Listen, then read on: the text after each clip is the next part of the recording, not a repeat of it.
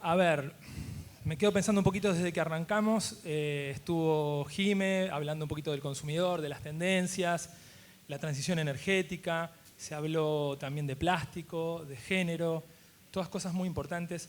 Se habló también del negacionismo, que yo creo que es realmente muy, muy fuerte. Pero también celebro que estamos acá reflexionando y pensando sobre cómo llegamos hasta acá, las consecuencias de todo lo que hicimos, que capaz no lo hicimos con malas intenciones, pero hoy las vemos, y de pensar cómo hacemos para ir para adelante y a mejor, ¿no? Y aparece esta palabrita, regeneración, como que ya había un montón de conceptos y ahora encima aparece una nueva, que yo digo, podríamos cambiar el hashtag, ¿será regenerativo para el año que viene? No sé, pero yo creo que puede ser las dos cosas, ¿no? Sustentable y regenerativo. Bueno, vamos a entrar en el panel, les quiero contar un poquito, y doblé tanto el rollo que no se me... Les quiero contar este panel tan lindo que tengo acá y voy a arrancar un poquito por Natalia, no sé cómo se pronuncia, te pregunto, Giro. ¿Está bien? ¿Sí? Directora de Comunicaciones y Asuntos Corporativos de Unilever. Natalia es licenciada de la carrera de Relaciones Públicas de la Universidad de Morón, cuenta con más de 15 años de experiencia desarrollando estrategias de comunicación y sustentabilidad en grandes compañías. Ingresó a Unilever en el 2018 y hoy ocupa el cargo de Directora de Asuntos Corporativos y Comunicaciones de Unilever Conosur. En la actualidad lidera proyectos vinculados con agricultura regenerativa, economía circular, autoestima de las personas, diversidad y el fortalecimiento de las pymes, entre muchos otros. Es ambientalista, mamá de 2 mujeres y además instructora del arte de vivir. Voy a terminar de presentar el panel, así ya directamente vamos a conversar. La tengo acá al lado mío a Karen Wineker. También me puedes corregir, sino Chief Operation Officer en Roots, que sería algo así como una directora de operaciones, pero sé que no tiene traducción, el Chief Operation Officer. Miembro del directorio de Sistema B Internacional, en el pasado involucrada con otros proyectos de agricultura regenerativa y regeneración en América Latina. Obviamente voy rápido porque todos tienen hambre, ¿no? Pero me parece importante estas bios. Más de 10 años desarrollando negocios con impacto, máster en economías regenerativas en Schumacher College, tomá, en Reino Unido, máster en administración de empresas y IAE Business School, Buenos Aires, Argentina. Y lo tenemos por acá a Mati.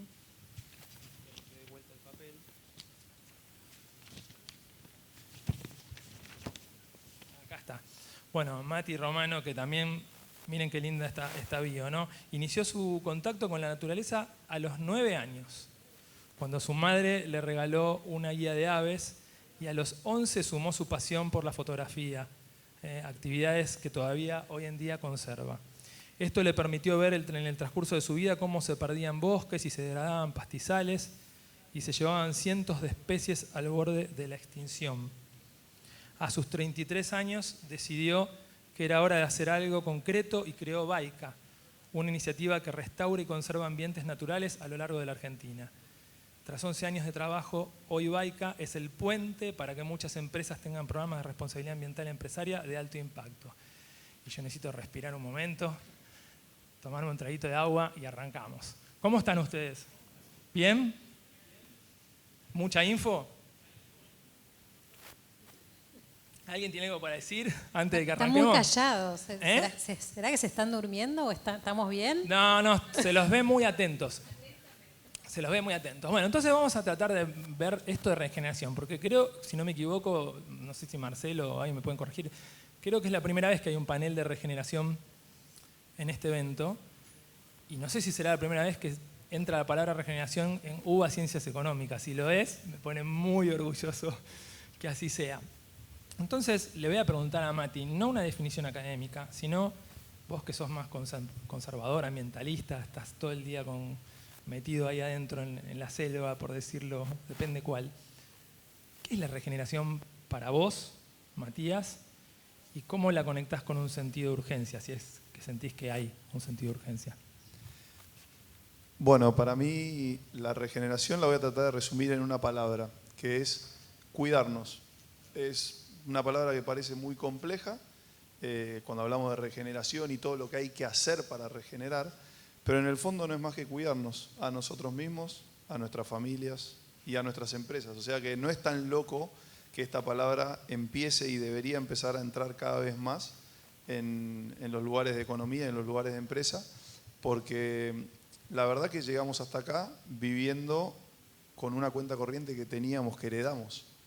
O sea, vivimos y producimos todo lo que usamos a diario, desde la energía, desde la ropa, la comida, todo de la naturaleza. Y esa cuenta hace solo 200 años estaba repleta de fondos. Los consumimos a un límite dramático. Cualquier CFO ahora ya estaría prendiendo las alarmas y diciendo paren con la publicidad, paren con esto, paren con lo otro. Nos pasamos de rosca y ahora tenemos que regenerar, tenemos que volver a cargar esa cuenta. Así que en realidad la regeneración es simplemente poner las cosas en un equilibrio sano donde nosotros como individuos, y las empresas no son más que individuos que se levantan a la mañana, se lavan los dientes y van a tomar decisiones, podamos sostenernos en el tiempo. Porque si no, esa vida rica que teníamos, si se acaba la cuenta, se complica.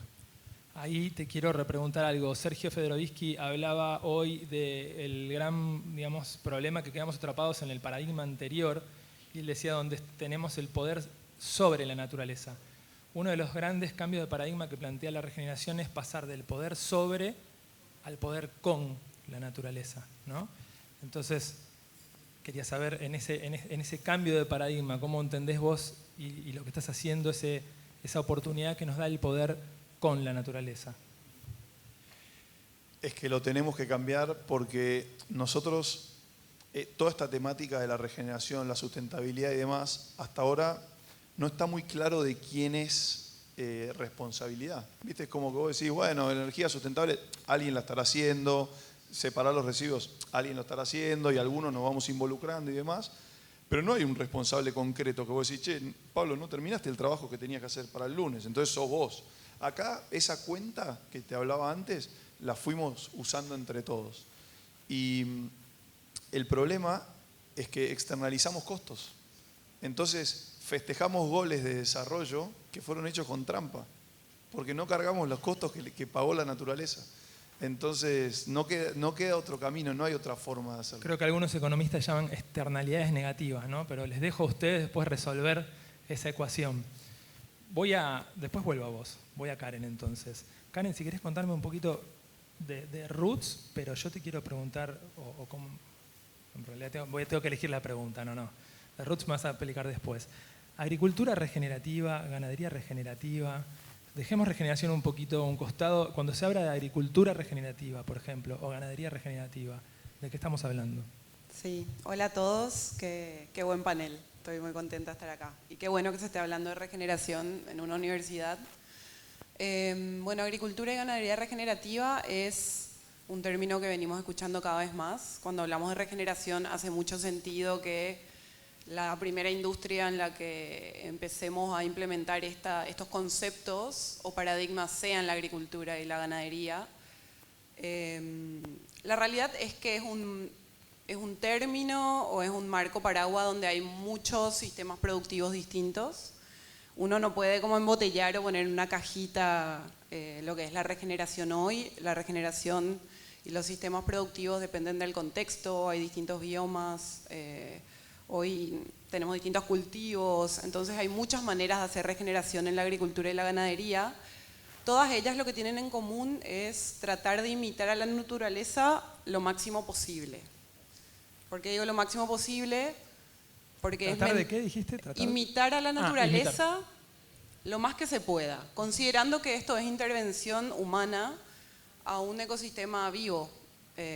Y es mentira que nosotros humanos podemos intervenir un ecosistema y hacer regeneración en un 100%. Entonces son sistemas productivos que imitan a la naturaleza lo máximo posible. Y acá sí, si hacemos un doble clic en eso, bueno, pero ¿cómo? Planificación, diseño e intencionalidad para tratar de entender a ese ecosistema y ver cómo en esa producción uno puede empezar a restaurar los procesos naturales de ese ecosistema. Pero en concreto, contame un poquito más, por ejemplo, ¿qué incluso pensándolo desde una perspectiva más económica, ¿no? Porque ganadería, ¿qué huella de carbono debe tener la ganadería, por ejemplo? Si me lo tenés ese número, ¿qué? Lo tengo. Hoy los sistemas de producción de alimentos son entre el 25 y el 30%, o sea, son responsables del 25-30% de las emisiones totales. La ganadería tiene el 60% de ese dato, es muchísimo. Así que nada, hay un gran trabajo que hacer ahí. Lo bueno ahí, Pablo, y para todos, es que la ganadería puede cambiar completamente su rol hoy en el impacto, en la crisis climática que estamos viviendo. Y puede pasar de ser, y esto suena súper cliché, pero lo bueno es que hay números que lo sustentan, puede pasar de ser el problema a ser la solución en un corto plazo. Y esto lo dice una persona que yo soy vegetariana, o sea, hace 13 años, y creo fielmente en esto. ¿Vos sos vegetariana? Sí. Ok. Estás trabajando para mejorar la industria de la ganadería. No, me parece buenísimo. Sí. ¿Y cómo crees, así ya pasó, qué oportunidades crees que pueden haber para Argentina y para los productores, para la ganadería, para la agricultura? Porque entiendo que son oportunidades no solo macro, sino micro. O sea, no solo se beneficia la captación de carbono, por ejemplo, sino el productor también se benefician en los rindes, ¿no? Hablando de negocio, digamos. Sí, el productor está en una situación muy, muy complicada. La realidad es que los suelos están cada vez más degradados, cada vez hay menos rentabilidad. O sea, el productor que hoy no está conectado con su campo, porque por ahí vive en la ciudad, igual ya está viendo una disminución en productividad y rentabilidad, ya están problemas. Cada vez le cuesta más producir y gana menos. Incluso este año se están hablando que los márgenes están cercanos a cero. Entonces, hoy el productor está pensando en vender el campo, irse a la ciudad o buscarse otra cosa. Eso es un problema porque los sistemas de producción de alimentos están en riesgo. El productor que empieza a cambiar su metodología y su paradigma y empieza a entrar en esto, de nuevo parece como todo algo muy mágico, pero es una realidad, empieza a haber un cambio en su rentabilidad a los 2 años. Y eso no es menor, estamos hablando de corto plazo. Una mejora en su productividad y una mejora en su rentabilidad. En el mediano plazo incluso tiene incentivos como que le empiecen a pagar por los servicios ecosistémicos. ¿Esto qué quiere decir? Medir cómo el suelo va recuperando salud. Eso hoy en día captura carbono, hay infiltración de agua, hoy hay mercados que te pagan por eso. Entonces tenés un plus, aparte de mejorar tu actividad principal, tenés un plus por el carbono y otros servicios ecosistémicos. Y el tercero, que no me parece menor, es el que menos vemos, que es el de más largo plazo, es recupera su capital biológico. Y esto no es menor, porque un campo con suelos degradados a un campo con suelos en equilibrio y fértiles, tienen otro valor, incluso inmobiliario, si lo querés ver solo del negocio y no te interesa nada lo ambiental, ni no te interesa, vos sos inversor y es, bueno, igual esto hace sentido desde lo económico sobre todo hoy en día. Buenísimo, entonces se va empezando a entender un poquito una idea de cuando Matías dice cuidado, ella habla de salud de los suelos, ¿no?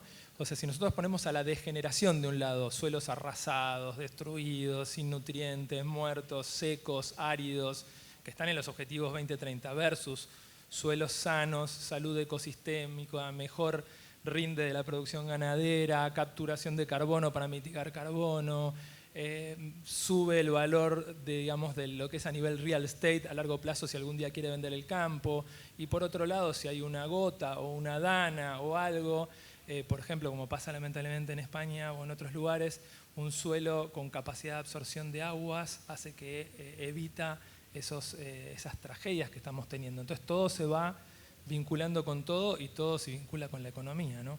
Así que, pero hablando de economía vamos a ir a Natalia, que Natalia es responsable de Unilever y además tiene un caso muy interesante para contarnos con la marca Knorr. ¿Querés contarnos de eso? Sí, les cuento eso. Antes de eso me gustaría hacer una reflexión. Vos decías a Karen, sos vegetariana y trabajás en ganadería, ¿no? A mí trabajo en Unilever o en una corporación y soy ambientalista. Decirles que no son contradicciones. Digo, hoy, decía Mati hace un rato, la responsabilidad es de todos y desde el lugar en que cada uno de nosotros esté, sea estudiante, sea en una corporación, sea como Dafna, activista, digo, todos tenemos responsabilidad desde como individuos, digamos, para transformar esta cuenta pendiente, esta cuenta que está en -10. En mi caso soy funcionaria de Unilever y tengo el privilegio de trabajar en una compañía que hace muchos años, cuando se definieron los objetivos de desarrollo sostenible, hizo espejo de su estrategia en la compañía. Dijo, ok, ¿cómo hacemos para que estos objetivos nos permitan desarrollar negocios que no impacten en el medio ambiente, pero que además nos permitan tener negocio en los próximos 100 años, ¿no? Unilever en Argentina hasta hace 98. Y ahí empezamos a dividir en distintos compromisos. Uno es plásticos, que hablaban hace un ratito, que claramente es un objetivo muy fuerte en Unilever, y otro tiene que ver con la naturaleza. Nosotros tenemos una marca que es Knorr, que es la marca que hace los caldos, las sopas y las salsas que seguramente ustedes consumen en sus casas, que tenemos una fábrica en Mendoza que lo que hace es, viene de nuestros productores y de las fincas esas hortalizas, se deshidratan de manera natural y después va o como para materia prima para esos productos o se consume directamente así.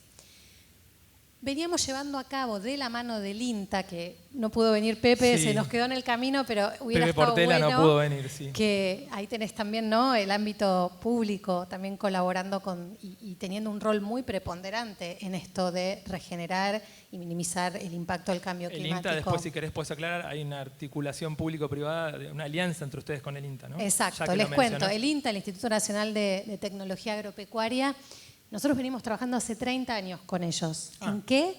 Acompañando a cada productor, a cada una de las personas que tiene sus hortalizas y sus vegetales, en cómo poder rendir más sus cultivos, cómo poder implementar técnicas que antes llamábamos de agricultura sustentable, riego por goteo, el famoso mulching, compostaje, distintas técnicas.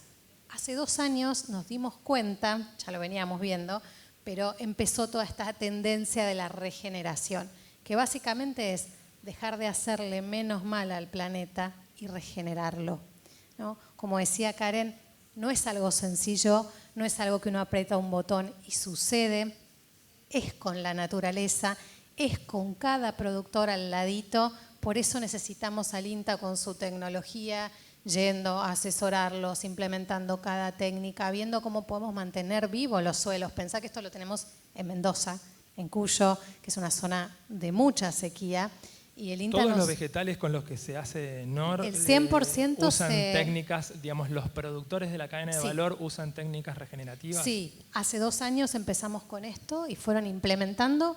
Imagínate que cada productor tiene una realidad diferente, cada hortaliza es diferente, no es lo mismo el zapallo que usamos para las sopas que el tomate para las salsas. Cada uno fue implementando distintas técnicas que se analizan, se mide su impacto, se ve cómo mejoró eso en la biología del suelo y a partir de ahí se empiezan a tomar distintas otras estrategias. Eso lo venimos haciendo hace 2 años. Y te quiero preguntar algo, y vuelvo a Mati, pero te quiero preguntar algo. Esa mejora que entiendo, para ir repasando junto con todos, en alianza con el INTA, con los productores, mejora la calidad de los suelos de los productores, captura carbono, se relaciona con los vegetales para Knorr, con los productores, pero también con la estrategia de la compañía, digamos, de sustentabilidad a largo plazo, con los objetivos.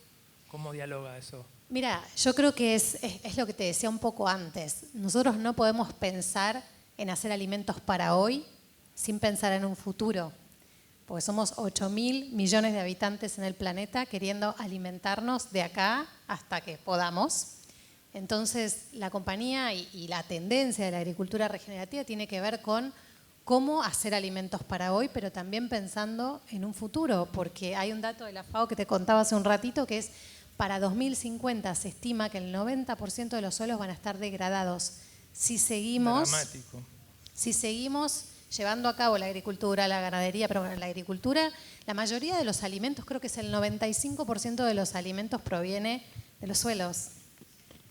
El 95% de los alimentos proviene de los suelos. Si no regeneramos la biología de los suelos hoy, no va a haber suelo para alimentarnos. Por eso es clave. Unilever tiene un objetivo global con respecto a suelos, ¿no? Sí, básicamente nuestro objetivo es para 2030 ayudar a regenerar 1 millón de hectáreas en todo el mundo. Ese es el objetivo. Wow. Bueno, entonces, repasando un poco, porque estamos hablando mucho de agricultura regenerativa, ganadería regenerativa, de la salud ecosistémica, de los suelos, de cómo producir de una manera más regenerativa, con el ejemplo, bueno, Karen está en Roots, que después nos va a contar, ella está en Unilever. Ahora Mati, que está, Mati le digo pues es un amigo, en Baika. Entonces yo te quiero preguntar, dice, hoy en día, yo lo tengo acá, me la anoté y la voy a leer. Hoy en día se está escuchando hablar, por suerte, de prácticas regenerativas aplicadas a los espacios productivos. Lo estamos conversando y estamos en la Universidad de Ciencias Económicas. Ahora, ¿qué pasaría con la pérdida de biodiversidad? ¿Todo pasa por la productividad o habría una mirada más allá de esta lógica que debiéramos considerar? Qué buena pregunta.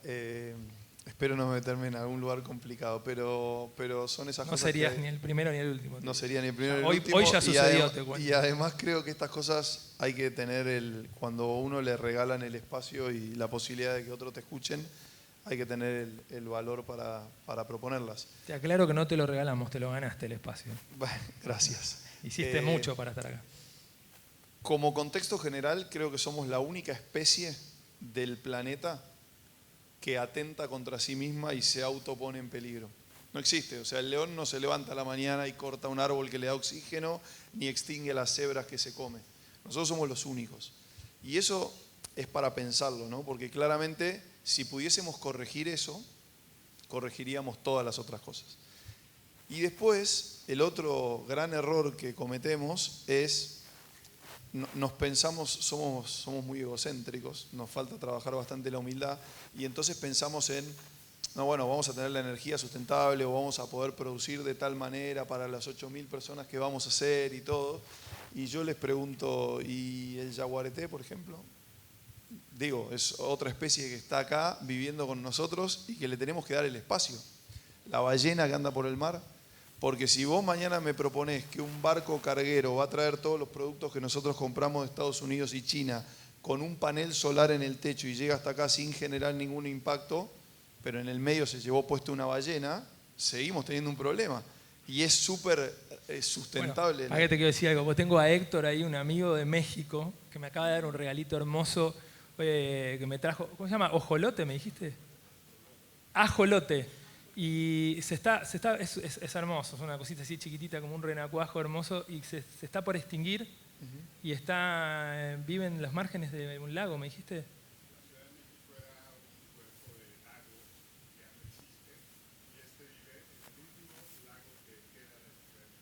Claro, en el último lago que queda de la Ciudad de México, o sea, lo más alejado de la ciudad posible está el ajolote, una cosita así chiquitita hermosa que la ves y te da como, te conmueve, pero el tema es nos conmueve porque siempre estamos hablando de lo que nos conviene como humanos, ¿no? Pero qué egocentrismo, como dice Mati, lo que nos conviene. ¿Y por qué no pensar en lo que conviene? Porque lo que conviene no solo nos conviene, le conviene a todas las especies, al planeta, a toda la vida, ¿no? Que curiosamente eso nos conviene también, ¿no? Ocuparnos de la vida. Entonces, lo que pasa que si nosotros no nos ocupamos de todos esos individuos, en el fondo nos estamos metiendo nosotros mismos en un problema, que lo diferimos en el tiempo y nos queda cómodo como decir, bueno, pongamos objetivos hasta dentro de 25 años, capaz en 25 años perdemos un montón de especies y de esa manera, ¿cuánto nos complicamos nosotros? Siempre el ejemplo más común es el de las abejas. Si se extinguen las abejas en 2 años o en 1 año o en lo que sea, explotamos como especie.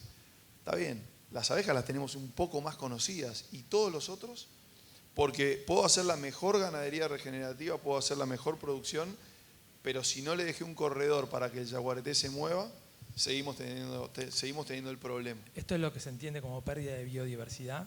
¿Esto que estás hablando? Sí, que es dramática, o sea, la pérdida de biodiversidad es dramática, por eso tenemos que empezar a buscar, creo yo, soluciones donde las empresas puedan ser partícipes de reconstruir toda la biodiversidad que teníamos en el planeta. Porque es una mentira, es una trampa en los mitos que decía Sergio al principio, esto de que o producimos y si conservamos la naturaleza entonces no comemos. No, podemos comer, pasa que tiramos el 50% de la comida.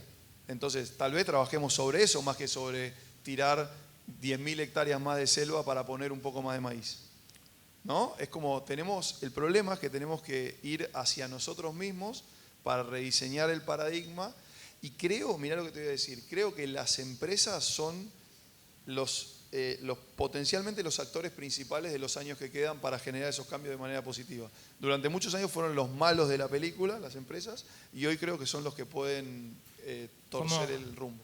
¿Cómo nos cuesta hacer lo que nos conviene, ¿no? Todos queremos como hacer más lo que nos gusta que hacer lo que nos conviene, y nos cuesta, o lo que conviene, no lo que nos conviene, ¿no?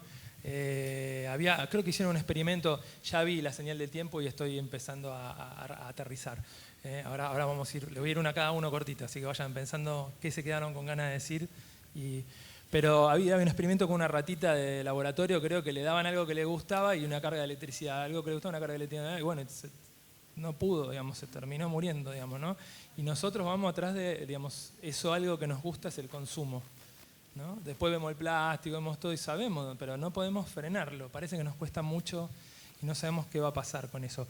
El título del panel era la urgencia de una mirada, de una mirada regenerativa. A mí me gusta pensarlo más en términos de emergencia, pero no solo porque sea una emergencia, sino porque también es un fenómeno emergente. O sea, esto es algo que está emergiendo a costa de todo lo que está sucediendo, de la transformación tan grande que estamos teniendo como especie y el planeta mismo. Entonces está emergiendo este tema, ¿no? Bueno, ¿quieren sin pregunta ver cómo dicen o quieren que les pregunte algo? Porque me parece que ya estamos charlando, te quedaste con ganas de decir que antes de como 2 minutos cada uno, o querés que te pregunte. Contar un poquito más. Porque tengo miedo de preguntarte algo y que te quedes con ganas de decir otra cosa, como quieras. Está perfecto. Me gustó mucho, bueno, lo que fueron charlando y compartiendo los dos. Un poco me parece muy importante el concepto de, yo dije antes, diseño y planificación para imitar a la naturaleza lo máximo posible. También decir que en este proceso estamos aprendiendo, Unilever está aprendiendo, o sea, las empresas, el sector privado y todas las personas que formamos parte de esas organizaciones estamos aprendiendo qué es regeneración, cómo se hace regeneración. O sea, acá creo que no hay expertos, somos todos aprendices. Por eso a nosotros en Roots y en nuestros programas, que nos gustan marcar lo que hacemos en programas, porque sentimos que le podemos dar una continuidad en el tiempo y que podemos medir lo que estamos haciendo, nosotros invitamos a los productores a aprender con nosotros y hacer el proceso con nosotros. Cuando yo digo en 2 años empieza a mejorar el suelo y qué sé yo, no es que digo en 2 años son regenerativos. Y me encanta igual hablar de productores regenerativos, pero en realidad lo que quiere decir es que son productores que están aprendiendo a trabajar a favor de la naturaleza y a restaurar procesos y ciclos naturales. Y bueno, nosotros hoy en Roots acompañamos a ese productor de punta a punta y somos muy conscientes de que ese productor, o sea, ese campo es su medio de sustento, es como una familia come, es como una comunidad hoy recibe ingresos, entonces no dejamos eso de lado. Nos parece muy, muy importante que este aprendizaje y este proceso vaya a favor de también la economía de estos productores y comunidades. Y bueno, nosotros hoy en Roots tenemos la manera, estamos trabajando con más de 250 productores, estamos influenciando 1 millón de hectáreas y tenemos el objetivo de ir a 4 millones en los próximos 5 años. Estamos en 4 países y estamos aprendiendo cómo hacer esto de la mejor manera posible. Bueno, me encanta todos los datos que tiraste y me encanta que seas vegetariana y estés trabajando para mejorar la industria ganadera. Eso me parece alucinante. Bueno, quería preguntarte, Nati, yo tengo una pregunta, pero vos decís obviamente lo que quieras, pero yo tengo una pregunta que es como qué números alcanzaron, qué objetivos cumplieron, con qué se sienten satisfechos y qué desafíos, aprendizajes, oportunidades hay en el camino, lo que quieras. Mira, como decía Karen, pasar a regenerar es trabajar con la naturaleza, ¿no? A veces nos pasa, en mi caso comunicadora, que digo, ¿cuáles son los resultados? ¿Cuáles son los KPIs? Y es la naturaleza. Y calmate, Nati, porque eso lleva un tiempo. La naturaleza es más sabia, decía Sergio. No, y más lenta, tiene sus procesos. No, pero tiene millones de años de I+D, como dicen. Y de autorregenerarse, totalmente. Lo probó 500.000, se ríe, dice, ¿lo vas a probar? ¿En serio lo vas a probar? Total. Y me falta Pepe, pero Pepe siempre cuenta que ya habernos puesto todos en una misma mesa, habiendo entrenado a todos los productores, hacer que los productores entiendan y vean el valor de la transformación, de cómo sus cultivos mejoran, de cómo después tienen mayor resiliencia. Eso ya es un logro en sí mismo. Hoy tenemos 1.300 hectáreas. Todos nuestros vegetales, los 12, se están haciendo acá con prácticas de agricultura regenerativa. Pero creo que si me preguntás cuál es el mayor aprendizaje es, hace un rato Mati decía, el rol de las empresas es clave.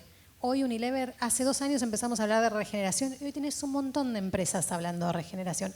Y está buenísimo, porque si no, ¿cómo llegamos? Todos, digamos. Y no es solos.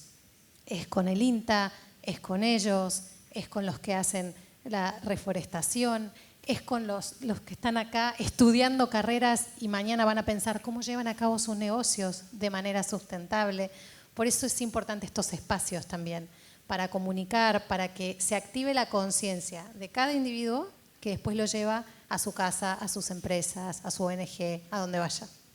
Bueno, buenísimo. Me falta Mati. Un placer haber conversado con todos ustedes, así que ya agradezco y me voy despidiendo. Mati, ¿qué te pregunto, no? Un hashtag. No, lo que te quiero preguntar quizás es cómo podemos hacer porque él es una persona que está todo el día trabajando por la naturaleza, para la naturaleza, o sea, lo lleva en el alma, ¿no? Entonces, y muchas veces la gente le dice, me encanta tu causa, qué bueno que vos haces todo lo que haces.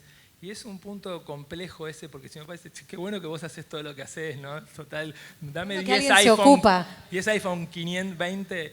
Bueno, entonces lo que digo es, ¿cómo podemos hacer que tu causa deje de ser tu causa y sea nuestra causa? Sería la pregunta. ¿Cómo crees o cómo podemos colaborar con vos? Sí, yo creo que lo que tenemos que entender ahí, como una pequeñísima corrección, es nuestra causa de todos.